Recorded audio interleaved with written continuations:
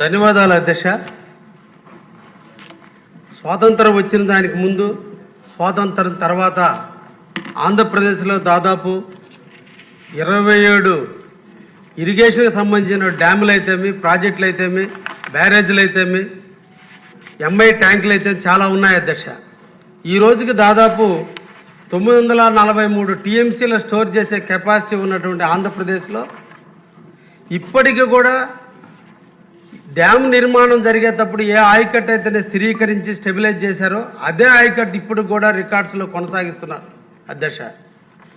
తర్వాత ప్రభుత్వ అవసరాల కోసం రోడ్ల కోసం ల్యాండ్ తీసుకున్నారు, ఇండస్ట్రియల్ సెక్టర్ కోసం ల్యాండ్ తీసుకున్నారు, ప్రైవేటు వ్యక్తులు రియల్ ఎస్టేట్ వ్యాపారం కోసం అన్నిటినీ కూడా ల్యాండ్లు తీసుకున్నారు, పోర్టులు వచ్చినాయి.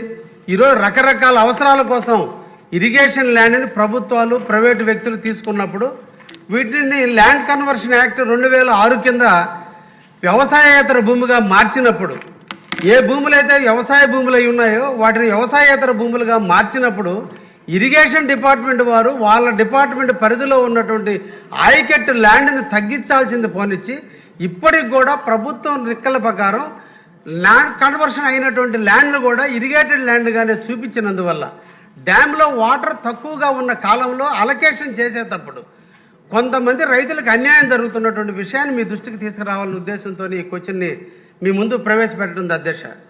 ఇప్పటికీ కూడా డ్యామ్ నిర్మాణాలు జరిగిన కాడి నుంచి ఒక్క సంవత్సరం కూడా ఆయకట్టు స్థిరీకరణలు జరగలేదు. దాదాపు లక్షల ఎకరాలు నాన్ కన్వర్షన్ ల్యాండ్లు అయిపోయినాయి. ఆఖరికి మీరు కూర్చున్నటువంటి ఈ స్థలం కూడా ఒకప్పుడు అగ్రికల్చర్ ల్యాండ్గా ఉంటే ఈరోజు నాన్ అగ్రికల్చర్గా దీన్ని కమర్షియల్గా చేసి ఇక్కడ మనకు బిల్డింగ్లు కడితే ఇప్పుడు కూడా ఇరిగేషన్ డిపార్ట్మెంట్ రెక్కల్లో ఇది ఇరిగేషన్ ల్యాండ్గానే చూపిస్తున్నారు అధ్యక్ష. ఇది ఎంతవరకు సమంజసమని మీ ద్వారా కన్సర్న్ మంత్రివర్యులు అడుగుతున్నాను అధ్యక్ష. ఇంకపోతే మా జిల్లాకు సంబంధించి అధ్యక్ష సోమశిల డ్యాము 75 టీఎంసీలతో 1989లో స్వర్గీయ ఎన్టీ రామారావు గారి కృషి వల్ల మా జిల్లాకి ఆ డ్యామ్ వచ్చింది అధ్యక్ష. 76 టీఎంసీలతో వాటర్తో ఉంటే ఆయకట్టు స్థిరీకరణ ఇప్పటికీ జరగనందువల్ల నెల్లూరు పట్టణం ఒకప్పుడు మున్సిపాలిటీ, ఈరోజు అది కార్పొరేషన్ అయింది అధ్యక్ష. దాదాపు మన మంత్రివర్యులైనటువంటి నారాయణ గారు మెడికల్ కాలేజీ 100 ఎకరాలు ఉంది అధ్యక్ష. ఆ 100 ఎకరాలు కూడా ఇప్పుడు కూడా ఇరిగేషన్ ల్యాండ్ కిందనే రికార్డు చూపించినందువల్ల డ్యాంలో తక్కువ నీళ్లు ఉన్నప్పుడు అలకేట్ చేసేటప్పుడు డెల్టా ప్రాంతానికి ప్రయారిటీ ఇచ్చే టైంలో ఈ అగ్రికల్చర్ ల్యాండ్స్ అన్నిటినీ కూడా చూపించినందువల్ల వాళ్ళకి వాటర్ ఎక్కువ పోతుంది, ఐడి కింద ఉన్నటువంటి రైతులకు నీళ్లు తక్కువగా పోతున్నందువల్ల మేజర్ ఇరిగేషన్ కింద వచ్చేటువంటి వాటర్లో అలసత్వం వల్ల ఈరోజు సముద్ర పాలవుతున్నాయి నీళ్లు. ఇక్కడేమో ఐడి వాళ్ళేమో పొలాల గట్ల మీద తిరిగి ఎండనక వాననక ఇబ్బందులు పడుతూ వాళ్ళేమో పంటలు పండించుకోవడంలో ఇబ్బందులు ఎదుర్కొన్నారు అధ్యక్ష. ఈ సందర్భంగా నేను మంత్రివర్యులను అడిగేది ఇమీడియట్లీ కూడా ఈ స్టెబిలైజ్ చేయండి.